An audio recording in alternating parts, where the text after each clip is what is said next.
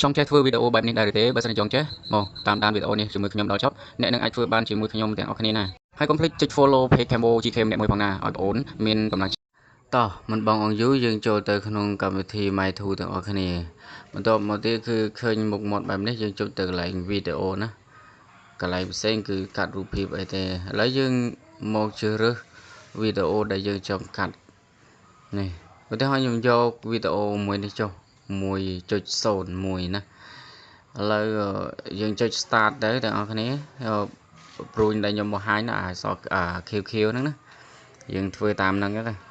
ឥឡូវយើងអូសទៅខាងឆ្វេងទាំងអស់គ្នាអូសទៅខាងឆ្វេងអូសឲ្យផុតវីដេអូដែលយើងនេះមកយើងអូសតតែឃើញវីដេអូរូបយើងដែលមានសកម្មភាពណាព្រោះយើងចុចនៅកន្លែង overlay អូខេ overlay មានន័យថាយើងចង់បាន2ណាបន្ទាប់មកទៀតយើងអូសទៅខាងស្ដាំចុចគ្រីសមួយ